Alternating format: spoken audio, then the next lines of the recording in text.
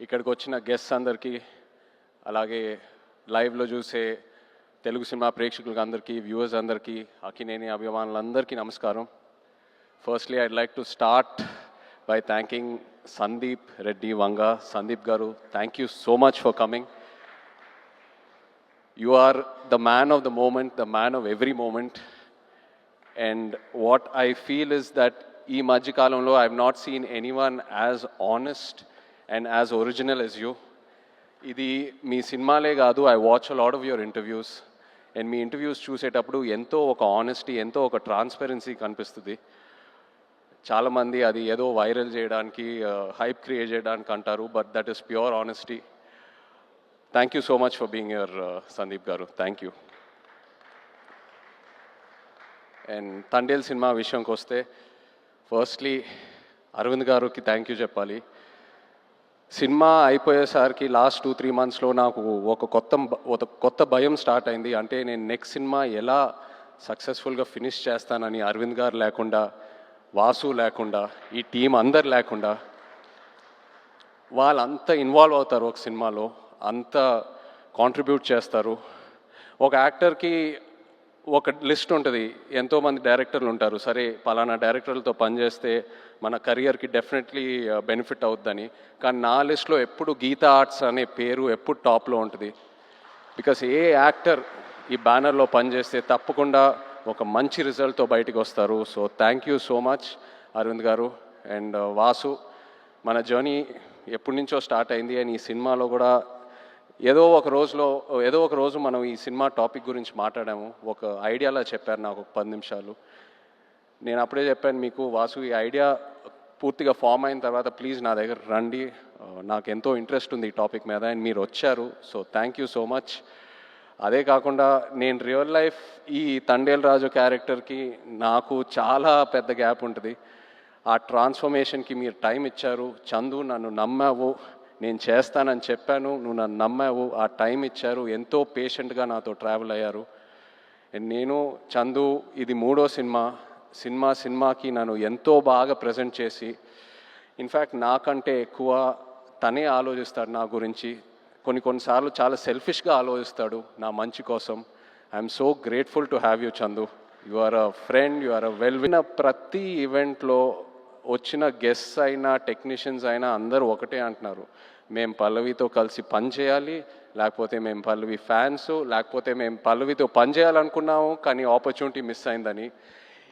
ఈ మధ్యకాలంలో ఒక ఆర్టిస్ట్కి ఇంత యునానిమస్ అయిన పాజిటివ్ అవుట్లుక్ నేను ఇప్పటివరకు చూడలేదు. నాకు తెలిసి ఫ్యూచర్లో కూడా చూడను. You deserve every bit of it Pallavi. And I wish you all the best. Thank you for being who you are. Thank you so much. And the true rock star of this film చెప్పాలి మన DSP గారు.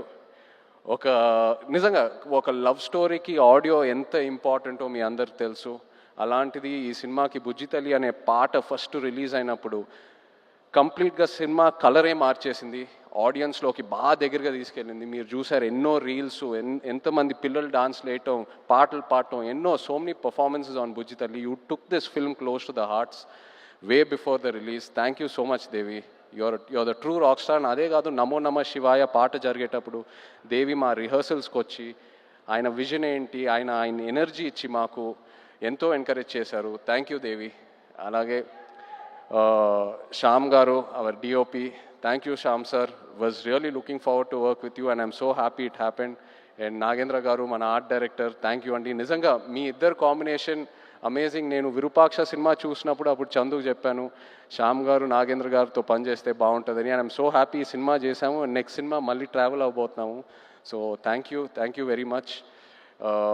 అలాగే all the lyric writers, Srimani garu, Jonnavithula garu, మన action directors, choreographers Sekhar మాస్టర్కి thank you చెప్పాలి.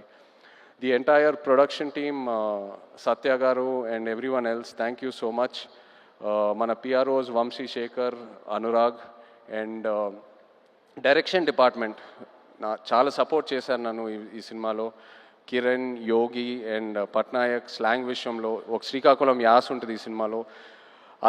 That was a very very challenging portion. So ఈ విషయంలో చాలా సపోర్ట్ చేశారు. Thank you. అలాగే భాను గారు రియాజ్ ఈ కథ తీసుకొచ్చినందుకు అలాంగ్ విత్ కార్తిక్.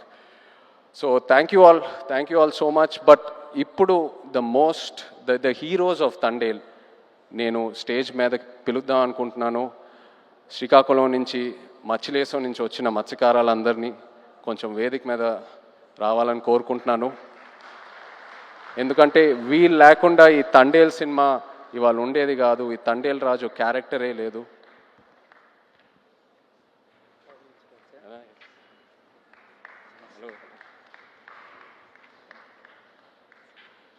హలో నమస్తే. హలో అండి. హలో రండి. సో చందు నాకు ఫస్ట్ ఈ కథ ఒక ఐడియాగా చెప్పాడు. ఆబ్వియస్లీ బాగా ఎక్సైట్ అయ్యాను. ఒక యాక్టర్కి పల్లవి కమ్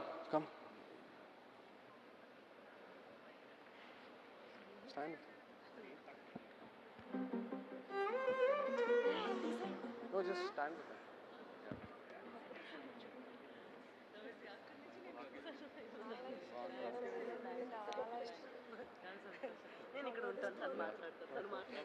సో చందు నాకు ఈ కథ జస్ట్ ఒక ఐడియాగా చెప్పాడు, ఒక డాక్యుమెంటరీ స్టైల్లో ఒక 10 నిమిషాలు. ఆబ్వియస్లీ కథకి ఎక్సైట్ అయ్యాను, చేద్దాం చందు ఖచ్చితంగా.